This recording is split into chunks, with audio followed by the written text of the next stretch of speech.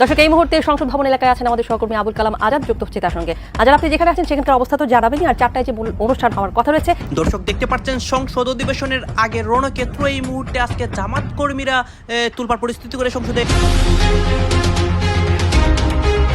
এদিকে আজকে সংসদ অধিবেশন শুরু হওয়ার আগেই জামাত কর্মীরা সংসদ এলাকায় ভয়াবহ পরিস্থিতি তৈরি করে বিএনপির এমপিদের উপর আক্রমণ করে গতকাল সংসদ ওয়াকআউট করার পর থেকেই আমরা বিস্ময়ের সঙ্গে এবং দুঃখ নিয়ে লক্ষ্য করলাম, একটি নির্বাচিত সরকার ক্ষমতায় আসবার পরপরই স্থানীয় প্রশাসনগুলোতে প্রশাসক নিয়োগ করেছে। শুকরিয়া মাননীয় স্পিকার, একটি অবাধ, সুষ্ঠু, নিরপেক্ষ নির্বাচনের মধ্যে দিয়ে ত্রয়োদশ জাতীয় সংসদ গঠিত হয়েছে। বাংলাদেশের জন্য এক মহা সুযোগ, কিন্তু বিএনপি দেশ চালাতে ব্যর্থ। বিএনপি সবকিছু এলোমেলো করে দিচ্ছে। এই বিএনপিকে দিয়ে বাংলাদেশ তার মঞ্জিলে মকসুদে পৌঁছাতে পারবে না। এই বিএনপিকে দিয়ে বাংলাদেশের জনগণের স্বপ্ন পূরণ হবে না। এই বিএনপি বাংলাদেশের মানুষকে তার কাঙ্ক্ষিত গন্তব্যে নিয়ে যেতে পারবে না। পার্লামেন্টারি কালচারে সেটা আছে, রাইট আছে, তারা ওয়াকআউট করতে পারে, কিন্তু যে কথাগুলো রেকর্ডেড হয়ে গেল তার বিপরীতে আমাদের বক্তব্যটা 1-2 মিনিট রেকর্ডে থাকা ভালো। 2 দিন সংসদ চলার পরে 29 মার্চ শুরু হয়ে গত 3-4 দিন ধরে সংসদে ব্যাপক উত্তেজনা চলছে। সংসদের প্রতিটি অধিবেশনেই উত্তেজনামূলক পরিস্থিতি হয়। গতকালকে জামাতে আমির সংসদ ওয়াকআউট করেছিলেন। আজকে দেখতে পারি জামাত কর্মীরা সংসদ এলাকায় ভয়াবহ পরিস্থিতি তৈরি করেছে। দর্শক শ্রোতা, আপনারা জানেন বিএনপি এবং জামাতের মধ্যে একটা পূর্ব শত্রুতা রয়েছে। সংসদের ভিতরে জামাতের এমপিরা অসংখ্য ঘটনা ঘটায়। আজকে নতুন পরিস্থিতি সংসদের বাহিরে, এমনকি সংসদের ভিতরেও অনেক এমপিরা এই নিয়ে কথা বলছে। আপনারা সম্পূর্ণ ভিডিও দেখবেন। এই মুহূর্তে সংসদের অবস্থা এবং বাহিরের অবস্থা সবকিছু দেখানোর চেষ্টা করবো এই একটি ভিডিওর মাধ্যমে। দর্শক, এই মুহূর্তে সংসদ ভবন এলাকায় আছেন আমাদের সহকর্মী আবুল কালাম আজাদ, যুক্ত হচ্ছে তার সঙ্গে। আজাদ, আপনি যেখানে আছেন সেখানকার অবস্থা তো জানাবেনই, আর 4টায় যে অনুষ্ঠান হওয়ার কথা রয়েছে, কি মনে হচ্ছে সেটি কি আসলে হতে পারে, বা এই বিষয়ে যে আশঙ্কা তৈরি হয়েছে একটু জানাবেন আমাদের বিস্তারিত বিষয়ে। সেই জায়গাটিতে পরিস্থিতি নিয়ন্ত্রণ করবার জন্য তাদের অবস্থান। আমাদের বেশ কয়েকটি টিম পুরো সংসদ ভবন এলাকার চারপাশে অবস্থান নিচ্ছে আপনাদেরকে সবশেষ পরিস্থিতিটি জানাবার জন্য। সাধারণ মানুষের মধ্যে যে প্রশ্ন উঠেছে সেই প্রশ্নগুলোর জবাব দেওয়ার জন্যই আমরা এক একজন এটিএন নিউজের সহকর্মী এক এক প্রান্ত থেকে যুক্ত আছি। তা আমার এই প্রান্তে এখন থেকে বলা যায় যে প্রায় 1.5 ঘন্টা আগে সংঘর্ষের সূত্রপাত হয় জুলাই যোদ্ধাদের সঙ্গে আইনশৃঙ্খলা বাহিনীর। সেই জায়গায় ইটপাটকেল নিক্ষেপ, টিয়ার শেল ছোড়া, ধাওয়া পাল্টা ধাওয়া, কিংবা আগুন দেওয়ার মতো ঘটনা ঘটে টায়ার টিউবের মধ্যে। পরবর্তীতে এই 1.5 ঘন্টায় বলা যায় যে এখন রাস্তা অনেকটাই ফাঁকা হয়ে গেছে, যার কারণে কোনো ধরনের গণপরিবহন বা যানবাহন চলাচল 1.5 ঘন্টা পর্যন্ত বন্ধ ছিল। এখন কিছুটা পরিস্থিতি স্বাভাবিক। এখানে বাস, মাইক্রোবাস, মিনি বাস কিংবা সিএনজি অটোরিকশা সহ সাধারণ যে গণপরিবহনগুলো রয়েছে সেগুলোর চলাচল অব্যাহত আছে। সেক্ষেত্রে বলাই যায় যে এখন এই জায়গাটির পরিস্থিতি অনেকটাই স্বাভাবিক। এখানে আরও 15-20 মিনিট আগে এই জায়গায় জুলাই যোদ্ধারা বেশ খানিকটা দূরে সরে গেছেন, ধানমন্ডি 32 কিংবা তারও অন্যান্য এলাকার দিকে। তাই পরিস্থিতিকে যতটুকু নিয়ন্ত্রণে নিয়ে এসে অনুষ্ঠানটিকে সফল করা যায় সেরকমটি আমরা দেখতে পাচ্ছি। আইনশৃঙ্খলা বাহিনী কিংবা যারাই এর দায়িত্বে রয়েছেন জুলাই সনদ স্বাক্ষর অনুষ্ঠানকে ঘিরে সেটিকে সফল করবার জন্য এক ধরনের শান্তিপূর্ণ অবস্থানের ভিতর দিয়ে সবাই যেন একটি সুন্দর উদযাপনের মধ্য দিয়ে এটি করতে পারে। এরই মধ্যে আমাদের কয়েকজন জুলাই যোদ্ধার সঙ্গে কথা হয়েছে যে তারা কি চান। তারা বলছেন যে জুলাই গণ অভ্যুত্থানের আইনি ভিত্তি এটিকে মজবুত করতে চান তারা স্বাক্ষরের আগেই, জুলাই সনদ স্বাক্ষরের আগে। অপরদিকে জাতীয় ঐক্যমত্য কমিশনের সহসভাপতি অধ্যাপক আলী রিয়াজ তিনিও গণমাধ্যমের কাছে জানিয়েছেন যে এই সনদের যে 5ম দফাটিতে জুলাই যোদ্ধাদের দাবিকে স্বাগত জানিয়ে সেখানে সংশোধনী আনা হয়েছে। দেখা যাক শেষ পর্যন্ত আসলে কি হয়। আমরা বিস্ময়ের সঙ্গে এবং দুঃখ নিয়ে লক্ষ্য করলাম, একটি নির্বাচিত সরকার ক্ষমতায় আসবার পরপরই স্থানীয় প্রশাসনগুলোতে প্রশাসক নিয়োগ করেছে। শুকরিয়া মাননীয় স্পিকার, একটি অবাধ, সুষ্ঠু, নিরপেক্ষ নির্বাচনের মধ্যে দিয়ে ত্রয়োদশ জাতীয় সংসদ গঠিত হয়েছে এবং আমি এই সংসদে একজন স্বতন্ত্র প্রার্থী হিসেবে নির্বাচিত হয়েছি। মাননীয় স্পিকার, সংবিধানের 59 অনুচ্ছেদের দিকে আপনার দৃষ্টি আকর্ষণ করছি। সংবিধানের 59 অনুচ্ছেদ বলছে, নির্বাচিত ব্যক্তিদের সমন্বয়ে গঠিত প্রতিষ্ঠানসমূহের উপর প্রজাতন্ত্রের প্রত্যেক প্রশাসনিক একাংশের স্থানীয় শাসনের ভার থাকিবে। সোজা বাংলায় বলতে গেলে স্থানীয় সরকার পরিচালিত হবে নির্বাচিত প্রতিনিধিদের মাধ্যমে। কিন্তু আমরা বিস্ময়ের সঙ্গে এবং দুঃখ নিয়ে লক্ষ্য করলাম, একটি নির্বাচিত সরকার ক্ষমতায় আসবার পরপরই স্থানীয় প্রশাসনগুলোতে প্রশাসক নিয়োগ করেছে। মাননীয় স্পিকার, যখন শেখ হাসিনা পালিয়ে গেল তখনকার পরিবর্তিত পরিস্থিতিতে অন্তর্বর্তীকালীন সরকার প্রশাসক নিয়োগ দিতে বাধ্য হয়েছিল, কারণ আমরা দেখেছি ইউনিয়ন পর্যায়ে, উপজেলা পর্যায়ে চেয়ারম্যান বা মেম্বার যারা ছিল তারাও পালিয়ে গেছে। কিন্তু এই অবস্থা তো মাননীয় স্পিকার এখন আর নেই। এখন তো একটা সুষ্ঠু নির্বাচন দেয়া যায়। সেই জায়গায় আমরা দেখলাম দলীয় নেতা কর্মীদের পুনর্বাসন প্রক্রিয়া শুরু হয়েছে। এই বিষয়ে আমি পরবর্তী বক্তা জনাব মোহাম্মদ আব্দুল্লাহ, মুন্সিগঞ্জ 1। বিসমিল্লাহির রহমানির রহিম। সকল প্রশংসা আল্লাহর। আমি সবার আগে ধন্যবাদ জানাই আমার দলের প্রতিষ্ঠাতা শহীদ রাষ্ট্রপতি জিয়া রহমানকে। আজকে স্মরণ করি আমি আমার নেত্রী, দেশনেত্রী বেগম খালেদা জিয়াকে, এবং যিনি আমাকে এই সংসদে আসার জন্য সুযোগ করে দিয়েছিলেন, আমাদের দলের এবং এই সংসদের নেতা এবং বাংলাদেশের প্রধানমন্ত্রী তারেক রহমানকে। এবং আমি আরও ধন্যবাদ জানাই আমার মুন্সিগঞ্জ 1-এর সর্বস্তরের জনগণকে, যারা আমাকে বিপুল ভোটের মাধ্যমে এই সংসদে আসার সুযোগ করে দিয়েছেন। আজকে আমি বলতে চাই, মাননীয়, আপনার মাধ্যমে আমাদের মুন্সিগঞ্জ 1 তথা আপনি জানেন ঢাকার পরে এবং ফরিদপুরের মাঝখানে মাওয়াত থেকে আসলেই, আপনি যেহেতু এইখান দিয়ে আসেন, আপনি জানেন এর পরের অংশটাই মুন্সিগঞ্জ 1। দর্শক, প্রথম দফায় সংসদ বসার পরে 12ই মার্চ সংসদ বসার পরে আমরা দেখেছিলাম যে 2 দিন সংসদ চলার পরে সংসদের অধিবেশন স্থগিত করা হয়েছিল। এরপরে আমরা দেখলাম 29শে মার্চ শুরু হলো। 29শে মার্চ শুরু হয়ে গত 3-4 দিন ধরে সংসদে ব্যাপক উত্তেজনা চলছে এবং আজকেও বিরোধী দল ওয়াকআউট করেছে। ওয়াকআউটের ওই একটাই ইস্যু, সেটা হচ্ছে যে সাংবিধানিক পরিষদ গঠন করতে হবে, গণভোট বাতিল করা যাবে না, সাংবিধানিক পরিষদের সদস্য হিসেবে শপথ নিতে হবে, জুলাই সনদ বাস্তবায়ন করতে হবে। এই ব্যাপার নিয়ে তুমুল আলোচনা চলছে। এই ব্যাপারগুলো নিয়ে যখন আলোচনা চলছে, তখন 72-এর সংবিধান ছুঁড়ে ফেলা নিয়ে তীব্র উত্তেজনা দেখা দিয়েছে। আমরা দেখেছি আন্দালিব রহমান পার্থ এবং হাসনাত আবদুল্লাহরা বিতর্কে জড়িত হয়েছেন এবং সেখানে দাবি করা হয়েছে যে 72-এর সংবিধান বেগম খালেদা জিয়াও ছুঁড়ে ফেলতে চেয়েছিলেন। আমরা একটু জানবো 72-এর সংবিধান বেগম খালেদা জিয়া সত্যিই ছুঁড়ে ফেলতে চেয়েছিলেন কিনা।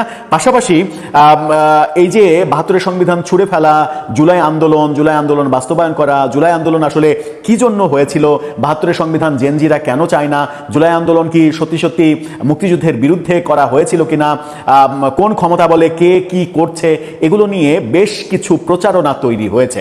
সেই প্রচারণাগুলো নিয়ে আলোচনা করব, আলোচনা করে বোঝার চেষ্টা করব প্রকৃত সত্যটা আসলে কি। 72-এর সংবিধান ছুঁড়ে ফেলা, জুলাই বিপ্লবটা আদতে কি জন্য হয়েছিল, বর্তমানে সংসদে যে উত্তেজনা চলছে সেই উত্তেজনাগুলোর প্রেক্ষাপটগুলো কি, সেগুলো নিয়ে একটু আলোচনা করব। প্রথমে আসা যাক 72-এর সংবিধান ছুঁড়ে ফেলার কথা। 72-এর সংবিধান ছুঁড়ে ফেলতে চাইছেন এখনকার জেনজি প্রজন্মের প্রতিনিধি যারা সংসদে গিয়েছেন এবং জামাত, মূলত বিরোধী দল, তারা 72-এর সংবিধান ছুঁড়ে ফেলতে চান। এটা নিয়ে আন্দালিব রহমান পার্থ বলেছিলেন যে 72-এর সংবিধান ছুঁড়ে ফেলতে চান কি এই কারণে যে 71-এর পরাজয়ের গ্লানি আপনাদের মনে পড়ে যায়। সেই কথা বলতে গিয়েই হাসনাত আবদুল্লাহ পাল্টা উত্তরে বলেছিলেন যে 72-এর সংবিধানের ইস্যুতে আন্দালিব রহমান পার্থ আমাদেরকে স্বাধীনতা বিরোধী রাজাকার বলে আখ্যা দিলেন পরোক্ষভাবে। যে সংবিধান বেগম খালেদা জিয়া, তাদের নেত্রী বেগম খালেদা জিয়াও ছুঁড়ে ফেলতে চেয়েছিলেন। সত্যি কি তাই, নাকি মিথ্যা কথা বলেছেন হাসনাত আবদুল্লাহ সংসদে? চলুন বেগম খালেদা জিয়ার সেই বক্তব্যে একটু ফিরে যায়। বেগম খালেদা জিয়া বক্তব্যটা, তার যে বক্তব্য নিয়ে এখন কথা হচ্ছে, সেই বক্তব্যটা তিনি দিয়েছিলেন 2011 সালের 13ই জুলাই। কি বক্তব্য ছিল? সেই বক্তব্যেও প্রকাশিত হয়েছিল বিডি নিউজ 24-এ। বিডি নিউজ 24-এ কি শিরোনাম হয়েছিল? সেখানে বলা হয়েছিল, শিরোনামটা দেখে নিন, 13ই জুলাই 2011। সেখানে বলা হয়েছিল সংশোধনী ছুঁড়ে ফেলা হবে খালেদা। এই বক্তব্য তিনি তার নিউজের ভেতরের একটা স্ক্রিনশট আপনারা দেখে নিন। সেখানে বলা হচ্ছে যে Dhaka July 13, BD news 24.com, BNP chairperson Khaleda Zia বলেছেন সরকার পরিবর্তনের পর সংবিধানের সংশোধনী ছুঁড়ে ফেলে দেয়া হবে। বুধবার দলটির গণ অনশন কর্মসূচিতে বক্তব্যে খালেদা জিয়া বলেন, আওয়ামী লীগ আজীবন ক্ষমতায় থাকার জন্য তত্ত্বাবধায়ক সরকার ব্যবস্থা বাতিল সহ বিভিন্ন সংশোধনী এনেছে। আমরা বলতে চাই এসব সংশোধনী আওয়ামী লীগের ইস্তেহার, এটা জনগণ মানে না। তাই আগামী সরকার পরিবর্তনের পর এসব সংশোধনী ছুঁড়ে ফেলে দেওয়া হবে। তিনি কখনোই বলেননি যে ৭২-এর সংবিধান ছুঁড়ে ফেলে দেওয়া হবে। তিনি বলেছেন যে আওয়ামী লীগ সরকার যে তত্ত্বাবধায়ক সরকার ব্যবস্থা বাতিল করেছে, প্রথমে কোর্টের রায়, তারপরে সংসদে সেটা পাশ করেছে, তত্ত্বাবধায়ক সরকার ব্যবস্থা বাতিল করে দিয়েছে, সেই সংশোধনী তিনি ছুঁড়ে ফেলে দেবেন। তারপরে বলা হচ্ছে যে গত ৩০ জুন সংবিধানে পঞ্চদশ সংশোধনী সংসদে পাশ হয়, এর মাধ্যমে বাতিল হয় তত্ত্বাবধায়ক সরকার ব্যবস্থা। এর আগে সুপ্রিম কোর্ট এক রায়ে তত্ত্বাবধায়ক সরকার বিষয়ক সংবিধানের ত্রয়োদশ সংশোধনী বাতিল করে। বিএনপি শুরু থেকেই সংবিধান সংশোধনীর বিরোধিতা করে আসছিল এবং ৩০শে জুন যে ঘটনাটা ঘটে সেই ঘটনার প্রেক্ষিতে ২০১১ সালের ১৩ই জুলাই বাংলাদেশের জন্য এক মহা সুযোগ, কিন্তু বিএনপি দেশ চালাতে ব্যর্থ। বিএনপি সবকিছু এলোমেলো করে দিচ্ছে। এই বিএনপিকে দিয়ে বাংলাদেশ তার মঞ্জিলে মকসুদে পৌঁছাতে পারবে না। এই বিএনপিকে দিয়ে বাংলাদেশের জনগণের স্বপ্ন পূরণ হবে না। এই বিএনপি বাংলাদেশের মানুষকে তার কাঙ্ক্ষিত গন্তব্যে নিয়ে যেতে পারবে না। এই বিএনপির আমলে বাংলাদেশের মানুষের জীবন অতিষ্ঠ হয়ে উঠবে, ছোটখাটো জাহান্নামে পরিণত হবে। যেটা আমরা দেখেছি যে যুদ্ধ কিংবা আন্তর্জাতিক পরিস্থিতির এক ছিটে ফোটা প্রভাব বাংলাদেশের উপর পড়ে নাই, কিন্তু বাংলাদেশের জ্বালানি তেলের এমন সংকট হয়েছে অ্যাজ ইফ যুদ্ধটা বাংলাদেশে হয়েছে। ইরানে যে সংকট নাই, সৌদি আরব, কাতার, কুয়েত, কোনো দেশে যে সংকট নাই, তার চাইতে বেশি সংকট বাংলাদেশে, অথচ বাংলাদেশের উপর কোনো প্রভাবই পড়ে নাই। বাংলাদেশের জন্য তো আল্লাহর খাস রহমত, কারণ বাংলাদেশের জনগণ হকের পক্ষে, ন্যায়ের পক্ষে। বাংলাদেশের সরকার খলিলুর রহমানরা কার পক্ষে?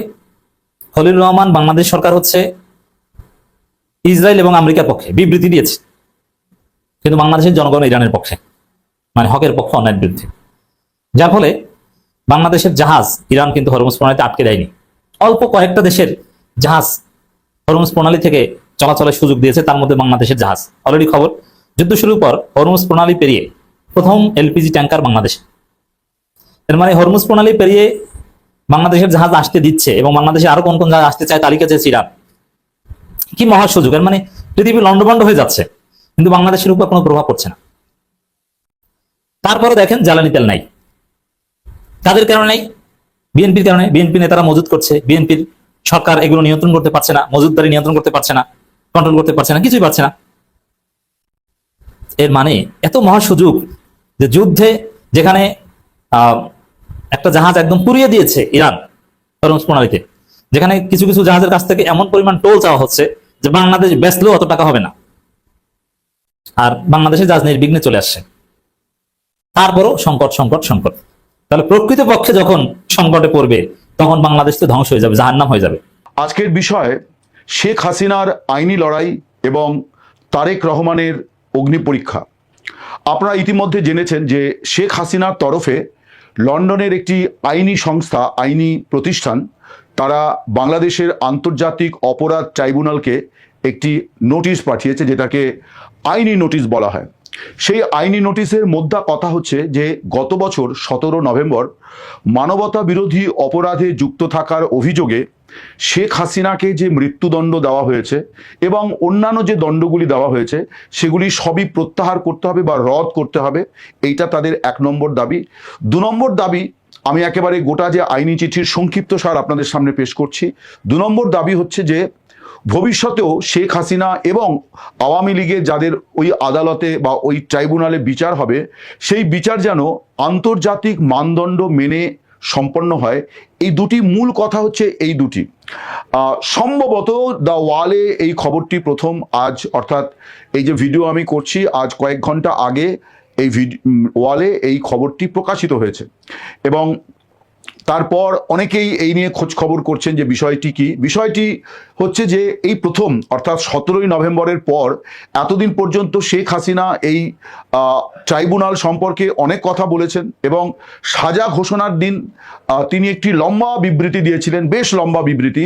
সেই লম্বা বিবৃতিতে তিনি যে কথাগুলি বলেছিলেন আইনি নোটিশে কিন্তু মূলত সেই কথাগুলি আছে। তার মধ্যে অন্যতম বিষয় হচ্ছে যে এই যে আন্তর্জাতিক অপরাধ ট্রাইব্যুনাল, যে ট্রাইব্যুনালে শেখ হাসিনার বিচার হয়েছে, শেখ হাসিনা প্রথমে বলেছিলেন এবং তার তরফে আইনি প্রতিষ্ঠানটিও বলেছে যে এই ট্রাইব্যুনাল অবৈধ। বিশেষ করে এই ট্রাইব্যুনাল কখনো শেখ হাসিনা, সাবেক প্রধানমন্ত্রী, তার বিরুদ্ধে যে অভিযোগগুলি, যেগুলিকে বলা হচ্ছে কাল্পনিক অভিযোগ, এই অভিযোগগুলির তদন্ত করা, বিচার করার কোনো অধিকার এই ট্রাইব্যুনালে নেই।